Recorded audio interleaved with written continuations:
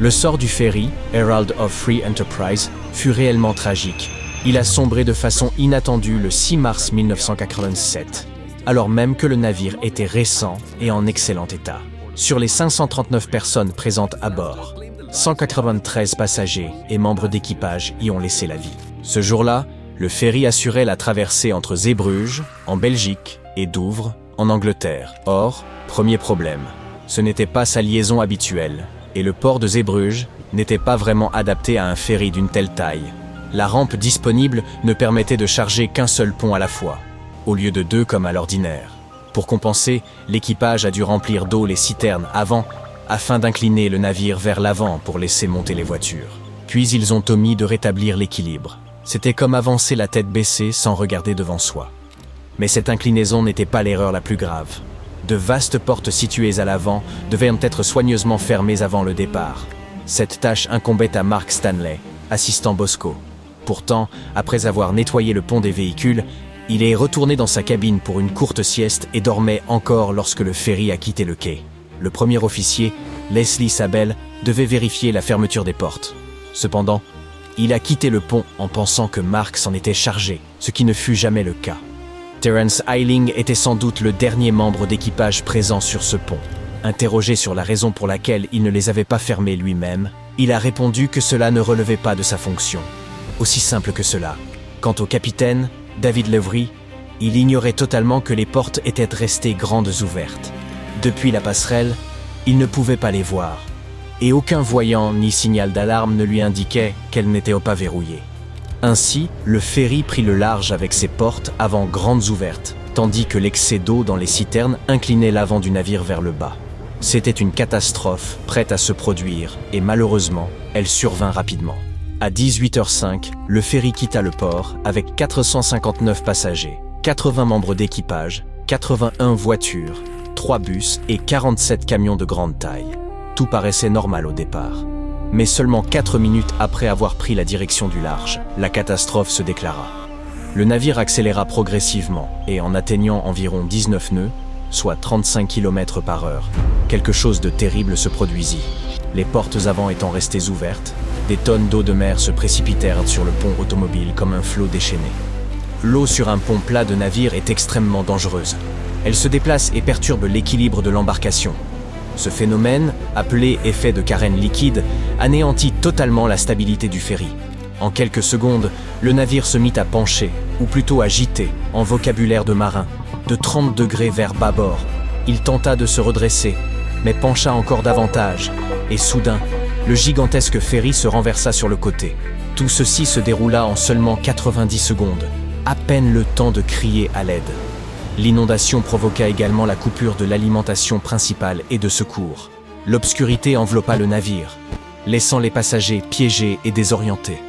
Le ferry se retrouva à moitié immergé, couché sur le flanc, à moins de 2 km du rivage. Sans un dernier virage chanceux pour s'échouer sur un banc de sable, il aurait sombré dans des eaux beaucoup plus profondes, rendant la catastrophe encore plus dramatique. Un navire voisin, une drague, remarqua soudain la disparition des lumières du ferry. En s'approchant, il constata que les portes avant étaient ouvertes et alerta immédiatement le port. L'alarme retentit à 18h37. Des hélicoptères de secours arrivèrent rapidement, et la marine belge, effectuant par hasard des exercices à proximité, se précipita pour intervenir. Hélas, le drame coûta la vie à 193 personnes, en grande partie des vacanciers ordinaires, profitant d'une offre bon marché parue dans le journal.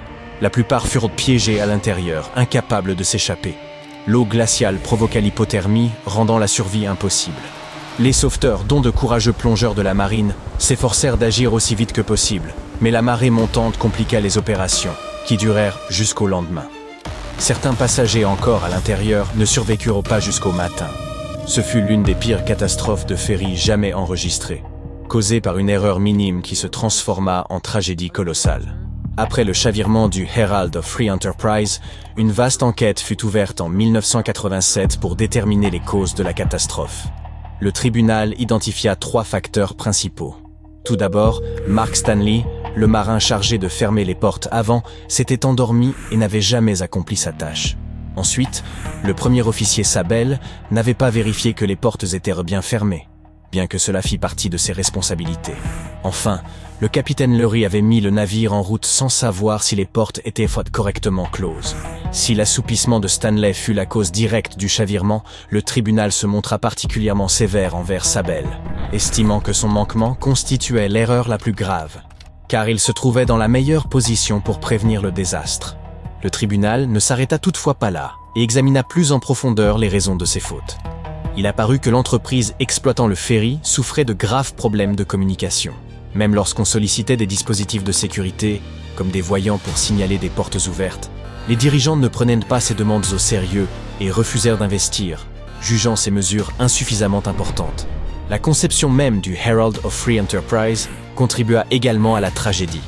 Contrairement à d'autres navires dotés de compartiments étanches empêchant l'eau de se propager, le Herald possédait un long pont-garage ouvert. Ainsi, lorsqu'il fut inondé, l'eau envahit l'ensemble du pont, exactement comme les experts l'avaient prédit des années auparavant, après des incidents similaires sur d'autres navires. Mais aucune mesure corrective ne fut adoptée. Des tests menés après l'accident révélèrent que dès que l'eau commençait à envahir le pont d'un navire de ce type, celui-ci pouvait chavirer en moins de 30 minutes. La libre circulation de l'eau sur ces ponts ouverts rendait le navire particulièrement vulnérable au retournement. Mais ce n'était pas le seul danger. L'effet d'enfoncement dynamique jouait également un rôle. Lorsqu'un navire avance rapidement en eau peu profonde, le flux sous la coque s'accélère, entraînant un enfoncement plus profond du navire dans l'eau. Les portes avant se retrouvèrent ainsi presque au niveau de la mer. Et lorsque le navire atteignit 18 nœuds, soit 32 km/h, les vagues déferlèrent directement sur elle, provoquant une inondation rapide. Si le ferry avait évolué plus lentement ou en eau plus profonde, quelqu'un sur le pont automobile aurait pu remarquer l'eau et fermer les portes. Mais à la vitesse adoptée, il n'y avait pas le temps pour réagir. En définitive, l'enquête révéla que la catastrophe ne résultait pas uniquement d'un marin somnolent ou d'une petite négligence. Elle était la conséquence d'une combinaison de mauvaises habitudes, d'une conception défaillante, d'avertissements ignorés et de décisions imprudentes. Après le chavirement, 7 personnes liées à l'entreprise du ferry furent inculpées pour homicide involontaire par négligence grave, et la compagnie elle-même pour homicide involontaire commis par une personne morale. Cependant, l'affaire n'aboutit pas, et aucune condamnation ne fut prononcée. Quant au capitaine et au premier officier, tous deux furent suspendus de leurs fonctions à la suite du désastre. À la suite de cette tragédie, plusieurs règles de sécurité cruciales pour les navires furent instaurées. Il fut notamment exigé que chaque navire dispose d'un signal lumineux spécifique, indiquant si les portes de la cale étaient ouvertes, afin d'éviter toute entrée d'eau.